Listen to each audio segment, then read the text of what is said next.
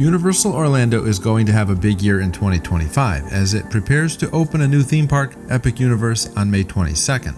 But what if you plan your Universal vacation before the park opens? Or what if you go after it opens? I'm Darren from OrlandoParksGuy.com, and I have 10 helpful tips on how to experience Universal Orlando in 2025. Number 10. You'll have a lot of decisions to make when it comes to tickets, like how many days you should plan to be in the parks, and stay tuned for that, I cover that in a bit. I highly recommend adding the park-to-park feature to your tickets. This allows you to visit multiple parks on the same day. But even more importantly, this is the only way to ride the Hogwarts Express train because it travels between Islands of Adventure and Universal Studios Florida. It's also a major attraction. If you're a Harry Potter fan, this is a must-do. Universal uses date-based ticket pricing, meaning each calendar day has a different ticket price. In most cases, the cost difference is minimal from one day to the next. However, there are more significant increases during peak travel times like Easter and Christmas. The good news is that Universal gives you a discount on multi-day tickets, so a 4-day ticket costs less per day than a 1 or a 2-day ticket. In other words, the longer your ticket, the cheaper each day gets. If you're planning on visiting Epic Universe, you will only be able to visit the park one day when you purchase a 3-day or longer ticket. This policy may change once the park opens and the dust settles, but to help with demand, everyone gets 1 day to explore it. You cannot buy a 1-day ticket to Epic Universe right now. You only get this benefit, again, when you buy a 2-day or longer ticket. Number 9. One of the main things people want to see when visiting Universal Orlando is the Wizarding World and Harry Potter, one in each theme park. They are amazing. The restaurants in Wizarding World are just as popular and difficult to get into. For breakfast, you'll need a special qualifier like the Harry Potter package, where you can make your reservations months in advance. It's not open to the general public for breakfast. Otherwise, you can go for lunch or dinner, but expect very long lines to get inside the restaurants. The Harry Potter package also includes ice cream at Florian Fortescue's Ice Cream Parlor and a Harry Potter themed photo session at Shutterbuttons. The Harry Potter package is a great value because it doesn't cost much more than the traditional package. Basically, the cost of the breakfasts are included and you get special access to some very popular restaurants. Number 8. When I'm visiting the theme parks, I like to make the most of the morning to avoid long lines because most people like to sleep in on vacation. This usually means my family and I are at the park entrance before it even opens for the day. I don't usually like to waste time getting breakfast other than a coffee and maybe a muffin to eat on the go. I plan to hit the parks, get 2 or 3 headliners in, then find a place to eat breakfast. But I was very disappointed with this strategy at Universal. Most theme park restaurants are not open for breakfast. The only thing I could find was a snack cart selling donuts, and it didn't even have coffee. For this reason, I recommend eating breakfast in your hotel. Universal's hotels all have cafes where you can get a quick breakfast, and some even have table service restaurants if you prefer to ease into your morning. Number 7. Universal Orlando operates 11 hotels divided into 4 categories: Value Inn and Suites, Prime Value, and Signature. There are quite a few off-property hotels that can be booked as Universal packages as well. However, most of them are similar in cost and come with fewer perks. One of my favorite off-site hotels is the Drury Inn, which offers a free breakfast and transportation. I have a video tour on this resort. I'll link to it in the description. Some of the off-site hotels are in less than desirable areas, especially those on International Drive. So you really need to ask your travel agent about the good, the bad, and the ugly here. I have stayed at all of the Universal hotels and enjoyed each one. Royal Pacific, Portofino Bay, Hard Rock, Sapphire Falls, and Helios Grand all make up the premier hotel category. I don't think you would be disappointed with any of them. They all have exciting pools and multiple on-site restaurants. They're also close to at least one of the theme parks. Royal Pacific, Hard Rock, and Portofino Bay come with free express passes, so you can skip the lines in the parks. This can save you up to $300 per person per day. You can even buy one night at these resorts, so you get 2 days of free express passes included with your theme park admission, so you don't have to stay in a signature hotel the entire time, although I think you should if it fits your budget. As of right now, Helios Grand and Sapphire Falls do not include these free express passes. You also get priority dining when you stay at a signature restaurant. This means you can walk up to any restaurant at Universal and City Walk, flash your room key, and you'll automatically be bumped up to the top of the wait list. Speaking of City Walk, this is Universal's dining and nightclub district located just outside Islands of Adventure and Universal Studios. Portofino Bay is considered to be the flagship hotel in the signature category. It has an Italian theme and a nice pool. Steven Spielberg personally supervised the design of this hotel and was instrumental in the creation of Universal Orlando Resort as a whole. The Hard Rock Hotel at Universal Orlando offers a music-infused atmosphere that's perfect for families, especially those with teens. This is my favorite hotel at Universal. The California Mission-style design creates a chill vibe. It was designed to look like a rock star's mansion in California. Lowe's Royal Pacific Resort offers a tropical vibe with lush landscaping, several restaurants, and a lagoon-style pool.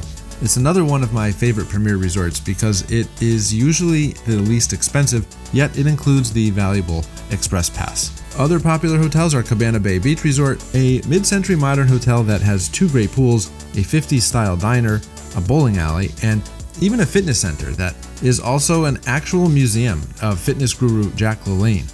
And Adventura Hotel is ideal for guests traveling without kids, though kids are certainly welcome here. It's a posh, hipster vibe, complete with a rooftop lounge overlooking Orlando. The room service robots totally blew my mind. Stella Luna opens on January 27, 2025, and Terra Luna opens on February 25, 2025. These hotels are located just outside Epic Universe. Stella Luna and Terra Luna are prime value hotels, meaning they will be more budget-friendly, starting around $300 per night, while still offering Universal package perks like early park admission. Helios Grand Hotel will be located inside Epic Universe. The Helios Grand will open in May. Nightly rates start around $600 per night and may require a multi-night stay, at least during the initial opening period. Guests of this hotel will enjoy exceptional dining, a rooftop bar with views of Epic Universe and the city of Orlando. My favorite perk, only guests of this hotel will enjoy a dedicated entrance into Epic Universe. Reservations for all 3 of these new hotels are being accepted right now. Number 6. Most theme parks offer a skip the line feature that can be added to a regular ticket. Universal Orlando's is called Express Pass. It's a very easy system, though not cheap. In contrast, Disney World's is super confusing, but cheap and very limited.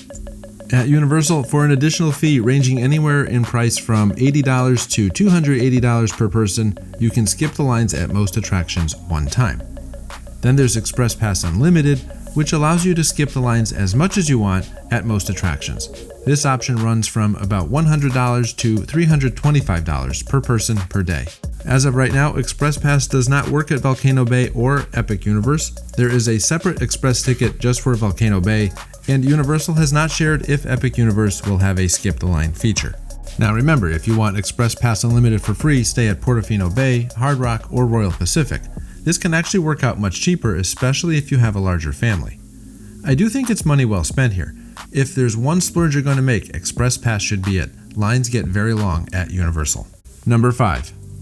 This is one of my favorite tips to point out because so few people know it's even a thing. If your children are too small or unwilling to go on a particular ride that you want to experience, take advantage of Universal's Child Swap program. Each major ride has a family room where one member of your party can wait with the little ones while the rest of your party rides.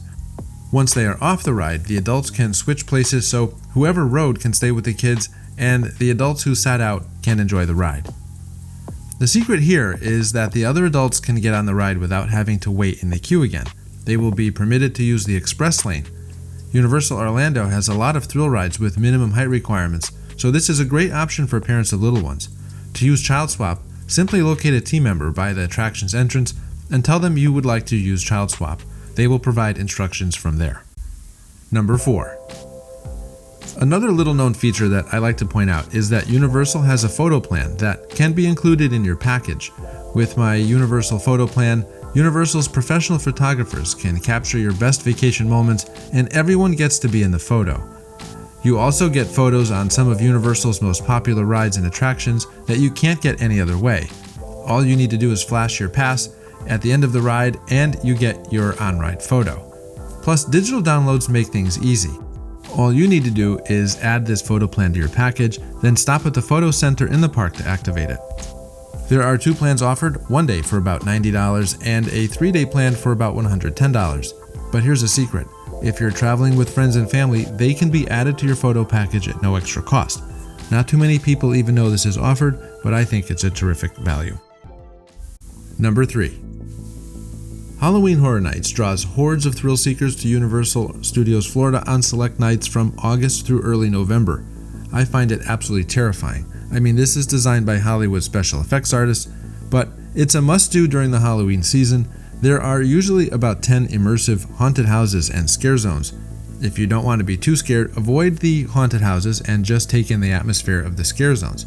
They are mildly scary, unlike the houses, which are terrifying. You can also sample some of the Halloween-themed snacks offered throughout the park. I highly recommend the event to anyone who enjoys scary movies, though it's not suitable for children under 13. This event draws a mostly adult crowd, so young kids will be out of place here. Think of it as a giant Halloween party. One thing to keep in mind is that Universal Studios Florida will close very early when Halloween Horror Nights are being offered. Islands of Adventure will stay open later. Each year, I see a lot of people disappointed when the park closes in early afternoon to set up for Horror Nights. Now, Universal hasn't shared any details on Horror Nights 2025. There is some speculation that it may take place in Epic Universe, so I'm watching that carefully. Number 2. So, how many days do you need at Universal Orlando? Well, this isn't going to be a short answer, because we have Epic Universe opening halfway into 2025. So in a pre-Epic Universe world, I recommend spending 3 full days at Universal. If you want to tour the parks at a relaxed pace, this will leave you plenty of time to enjoy the hotel and have some nice meals. And if you plan to visit Volcano Bay Water Park, I would plan on 3 to 4 days. Just keep in mind that if you're traveling in the fall and winter, Volcano Bay is often closed for cool weather. Volcano Bay is exhausting, so I don't know if you'll have the energy as a family to skip off to a theme park afterward. Even if you don't do Volcano Bay, I would still recommend a 3-day ticket, but if you want to do 2 days, it can be done. You're going to need Express Pass though. See, without Express Pass, you'll spend an entire morning or afternoon just getting through the Wizarding World of Harry Potter. That will leave you with a half day to see the rest of the park. But with Express Pass, you'll zip through most of the popular attractions. And what about Epic Universe? Well, if you're traveling after May 22nd, you should add an additional day just for this park. At a minimum, I would plan on a 3-day ticket, 1 day for Islands of Adventure, 1 day for Universal Studios, 1 day for Volcano Bay, and 1 day for Epic Universe. So you will need a hotel reservation for at least 4 or 5 nights. If you want to come down for a long weekend and go at a grueling pace, it's possible, but just make sure you're getting the Express Passes. Number 1. Choosing when to visit Universal Orlando is going to be a tough call in 2025. Do you go before Epic Universe opens and take advantage of deep discounts, or do you wait to see the new park? There are some major pros and cons here. The last major theme park to open in Orlando was Islands of Adventure, and that was 1999. So this is going to be huge for Orlando and theme park fans. But as of right now, you'll only be able to visit Epic Universe 1 day, and you must buy a minimum of a 2-day ticket, which most people will do anyway. I don't think Universal is going to have any trouble putting heads in the beds after Epic opens, so the discounts might not be as good as they are for winter and spring travel. And what are those discounts? Right now you can get deep discounts on Universal hotels and take advantage of a special ticket offer. Buy 2 park days, get 2 park days free. There's another offer running that will give you a Universal meal card worth up to $1,000. The gift card amount is based on the resort and the number of nights you book. If you're primarily concerned about weather and crowds, that's easy. For crowds, avoid school breaks such as President's Day week, the week of Easter, and Christmas week. If you come in September, the parks are pretty much empty, and if you visit from August through October, you can attend Halloween Horror Nights. I expect summer will be crowded because the opening of Epic Universe will draw massive crowds. As for mild weather, my favorite months in Orlando are April, May, and October. Budgeting is the hardest part of any vacation. I have a video titled, "What's the Real Cost of a Universal Orlando Vacation?" I provide more budget planning tips and ways to save money. You can check that video out. The link is coming up right now. I'll see you there.